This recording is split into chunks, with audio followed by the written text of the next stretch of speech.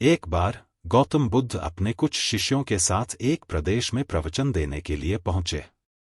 उस प्रदेश के राजा को जैसे ही यह बात पता चली कि महात्मा बुद्ध उसके प्रदेश में प्रवचन के लिए आए हैं, तो उनसे मिलने की उत्कंठा लिए वह बुद्ध के पास पहुंचा।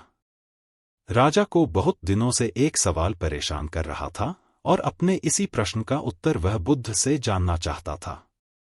बुद्ध के पास पहुंचकर उसने बुद्ध से पूछा, हे बुद्ध, क्या इस संसार में कोई ऐसा व्यक्ति भी है जो महान हो लेकिन उसे कोई जानता न हो? राजा का सवाल सुनकर बुद्ध मुस्कराए और बोले, वास्तव में दुनिया में ऐसे कई असाधारण लोग हैं जो महान मनुष्यों से भी महान हैं। हालांकि उनकी महानता के गीत नहीं गाए जाते।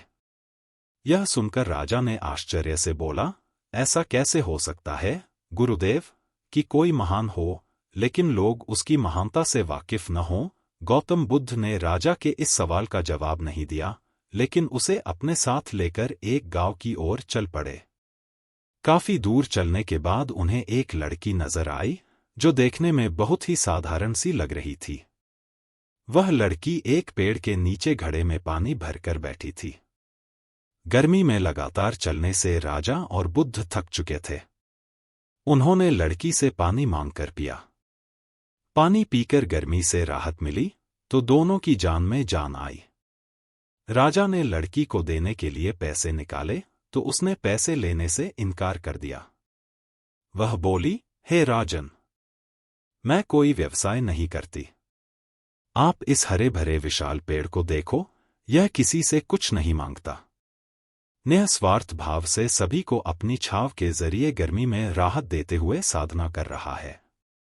इसलिए मैं दूर से घड़े में पानी भरकर यहाँ बैठती हूँ ताकि इस पेड़ को पानी दे सकूं और आने जाने वालों को गर्मी, प्यास, थकान से राहत पहुंचा सकूं। वह लड़की आगे कहती है, हे राजन, मेरे पानी पिलाने की इस सेवा से मुझे असीम शांति मिलती है, मुझे आनंद की प्राप्ति होती है। लोगों को पानी पिलाने से मेरे मन को बहुत शांति का आभास होता है।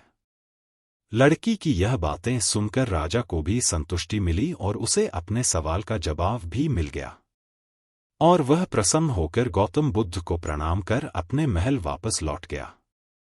सीख। दोस्तों, हम अपने जीवन में भी तो कई ऐसे काम करते हैं जो अत्यंत महान होते हैं, जैसे कि माता पिता की सेवा करना, राह चलते किसी व्यक्ति की मुसीबत में मदद करना, या किसी को उस समय सहारा देना जब उसे हमारे सहारे की बहुत जरूरत थी। देखा जाए तो बुरे से बुरे व्यक्तियों में भी कुछ न कुछ अच्छी बात होती है। वो कई ऐसे कार्य करते हैं जो महान होते हैं, पर हम ऐसे कार्यों को साधारणतया नजरअंदाज कर देते हैं। अंतिम शब्द। दोस्तों, आज की इस ब्लॉग पोस्ट में मैंने आपके साथ गौतम बुद्ध की 3 ऐसी कहानियों को साझा किया है जिन्हें पढ़कर आप अपने जीवन को पहले से और बेहतर बना सकते हैं। गौतम बुद्ध का जीवन और उनकी शिक्षाएं गौतम हमें दुख से मुक्ति, आंतरिक शांति और सच्चे सुख के मार्ग का प्रदर्शन करती हैं। देखा जाए तो सभी लोग किसी न किसी परेशानी से जूझ रहे हैं, अपने जीवन के दुखों में फंसकर एक बेहतर जीवन नहीं जी पा रहे हैं। आज की इन कहानियों पढ़कर आपको बहुत कुछ सीखने को मिला होगा। गौतम बुद्ध की कहानियां हमें यह याद दिलाती हैं कि हम सभी में बदलाव की क्षमता है और हम सब अपने जीवन को सरल, संवेदनशीलता और मानवता की दिशा में बदल सकते हैं। दोस्तों, आशा करती हूं आज की यह पोस्ट आपको पसंद आई होगी। गौतम बुद्ध की इन मोटिवेशनल कहानियों को अपने दोस्तों के साथ जरूर शेयर करें और अपनी और उनकी जिंदगी को बेहतर बनाएं।